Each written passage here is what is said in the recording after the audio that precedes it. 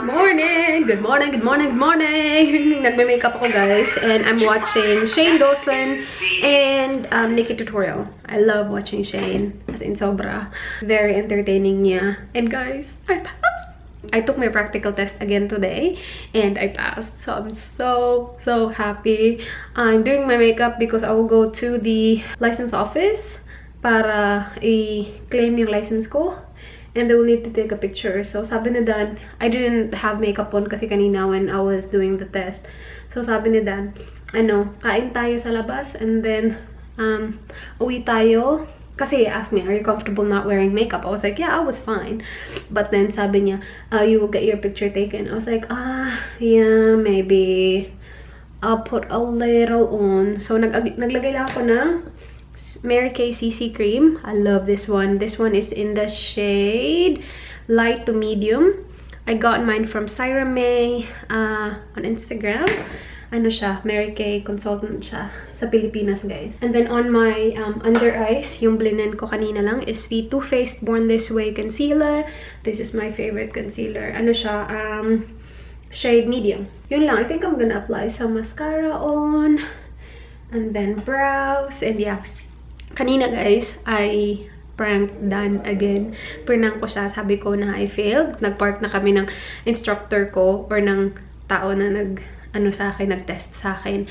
And sabi niya na okay ka na, ganun-ganun. Tapos naghihintay lang doon. Tapos paglabas ko, like, I was really happy guys. Like, very relieved as well na parang sobrang saya ko lang na nagawa ko siya. And hindi ako familiar at all sa lugar na pinag-test namin. Kasi hindi ka makakapili. Like, nung pinabook niya yung yung test ko, yung government yung pipili kung saan yung starting point at kung saan yung exam. So, yung government yung pumili and it's in North Adelaide, guys. And hindi kami pumupunta doon. Like, hindi talaga. And dun yung exam ko. So, I was freaking out and I didn't have a choice kasi ayoko na siyang i-cancel. Gusto ko na makuha ko na agad yung license ko. And sobrang kinakabahan ako. And si Dan, sobrang tinulungan niya ako ng bonggang-bongga. Before nung exam ko, we drove around dun sa area na yun. And sobrang laking tulong ni Dan. And yeah, gusto niya talaga makapasa ako kasi alam niya na sobrang disappointed ako nung bumagsak ako nung una. Lagi niya sinasabi, whatever happens, happens. Isipin mo lang, hindi ako magagalit sa'yo kapag bumagsak ka, something like that. And, yeah. Anyway, paglabas ko na, and sobrang saya ko na, diba? Sobrang saya ko na. Pinipigilan ko kasi si Dan nandun lang sa labas, tinitingnan niya ako, naka-down na yung window niya, tinitingnan niya ako paglabas ng car. Tapos sabi niya, what? Tapos like, tinatago ko talaga sa mukha ko. Ayokong tumawa, ayokong maging masaya tingnan kasi gusto ko siya i-prank. I didn't bring my camera, so I just had my phone and I did film it actually. I will show you guys a snippet. Nagpunta ako sa car, pumasok ko agad kasi hindi ako marunong mag-prank masyado. Pumasok ko sa car, then I turned on my phone's camera. And then, sabi na Dan, did you pass? Sabi ko, no, I didn't. And then, doon na naman ako sa mukha ko na parang patawa na, pero tinatago, pinipigilan, something like that. Anyway, I will show you guys the prank video right now.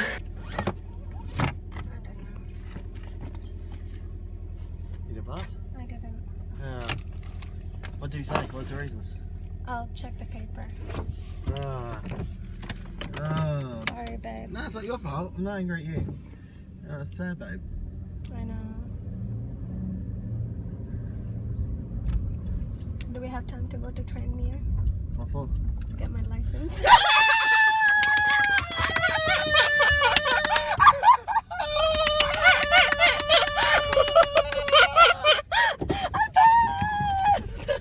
Oh yeah. Well done, my princess. I knew you were lying. I wasn't sure. You always lie to me about it. Come here, give me a hug. Give me a hug. Give me a hug. Love you, babe. I love you. I passed. You're a driver. Yeah, I'm a driver now. Let's go to Tranmere. Love you, babe. Well done. So, yun yung nangyari. And then we had lunch dun sa dumpling place. Now, after this, we will go to Tranmere. Dun ko kukunin yung license ko. Hindi ko siya makukuha pa. Ngayon, picture lang. The thing is, kahit na nakapasa ako, I might be selected for a random test kasi ginagawa ng government yan na Especially sa mga international drivers. Ginagawa nila yan. Yung kasama ko sa trabaho, he got his license pero he was picked randomly na i-retake yung exam. Bale, ibang instructor naman. Yun yung way ng government just to make sure na walang you know, dodgy na nangyayari. So, meron talaga silang pinipick na random na mga tao. And malalaman ko daw if randomly selected ako pagpunta ko na dun when I get my picture taken. So, mamaya malalaman ko. Sana hindi. Kasi napaka-stressful. And gusto ko lang na ayoko na siyang isipin. Though I passed and I know that I did good. Hindi ko alam kung magkano yung score ko. Hindi niya binigay sa akin yung score. But I did all the main ones. Nilinis ko yung brows ko. O, dito, oh. Tinanggal ko yung mga hair dyan. Dito. Napapabayaan ko na to eh. Pero kahapon niya. Alright, I'm ready. I think ganito na lang yung buhok ko kasi medyo wavy siya. Hindi ko siya sinuklay at all. Hindi ko din siya binasa. Hindi ko siya winash today. And I have on my lips the Meet Matthews. Yung from The Balm. The liquid lipstick. Wait, mahirap na siya i-open. Medyo... Oh my gosh, what is going on? Something is stuck. Basta yung charming yung shade. Wait na. It's stuck, guys. And si Dan meron pang tawag. Pero, yeah, we will go. I have on my cheeks the Becca Champagne Pop. Becca Blush. And then, Benefit na eyebrow pencil. And then, on my eyelashes, I've been using again the Maybelline Pumped Up Colossal. Yung bigay sa akin ni Kat. Na sobrang gustong-gusto ko. So, yeah, I have that on my... See? Very natural looking niya, guys. And it really gives length sa eyebrows. I mean, eyelashes. I really like that. Yung voice ko medyo, paus na konti. So, hindi ako sisigaw ng bonggang-bongga. Alright. Punta na kami. Hello. Dito kami sa bahay ng mama niya. Makiki-wifi. Wala yung mama niya eh. So, walang tao dito. Makiki-wifi lang kami. Ang bilis kasi ng aray. Lakas kasi ng nila. Lakas na internet nila. Sa amin, bagal. Sobrang bagal. Kagabi ko pa in-upload yung video ko. Tapos, pagising ko sa umaga, lang siya, 9% ha. Ilang oras yung 9% lang.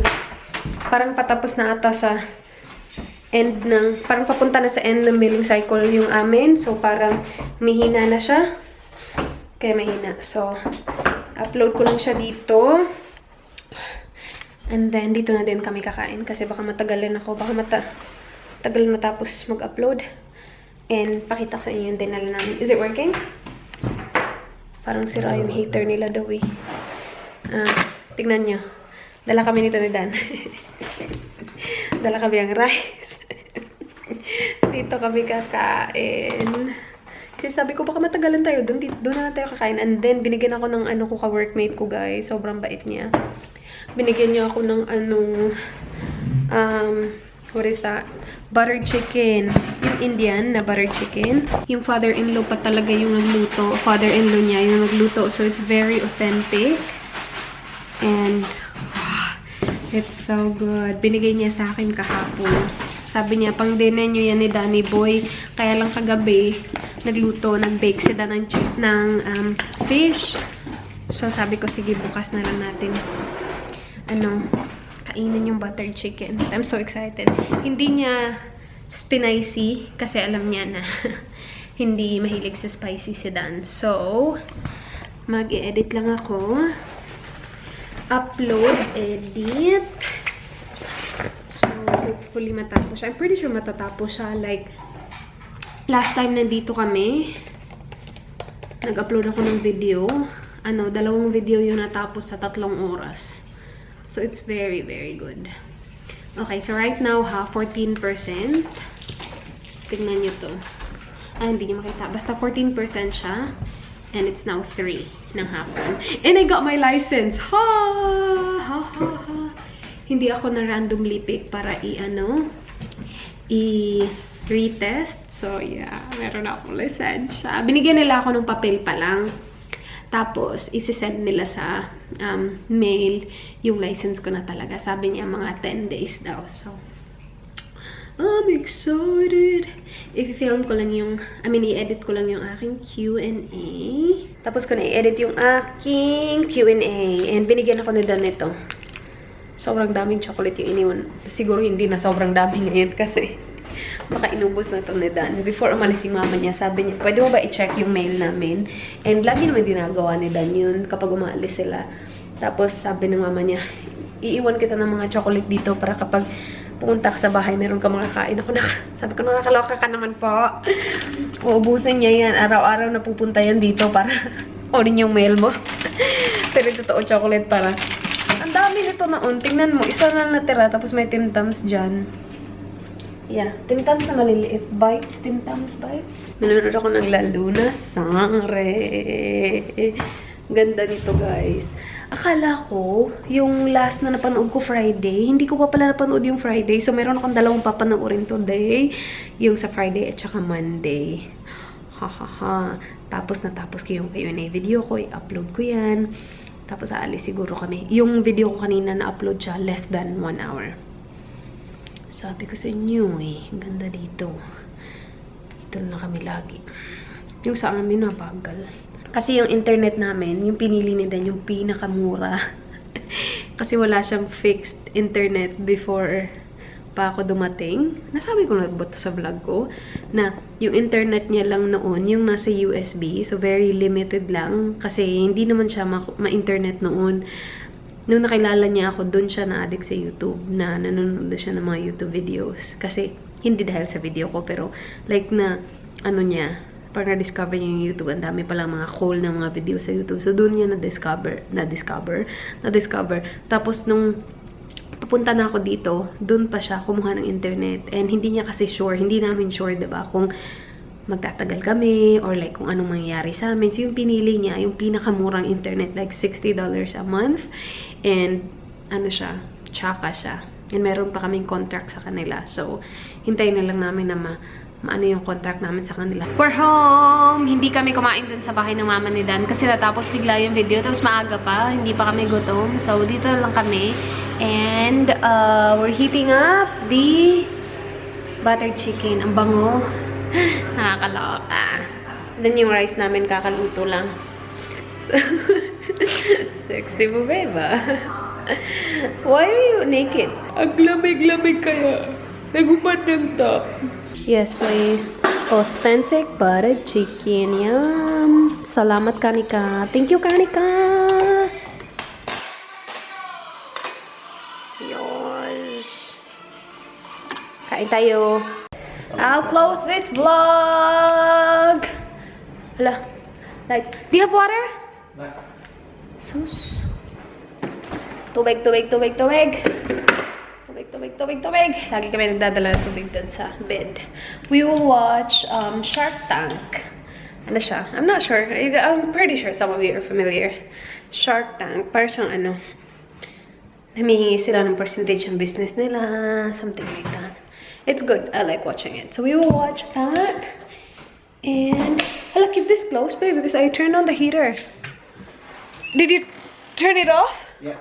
Alright. Turn it on. Oops, sige.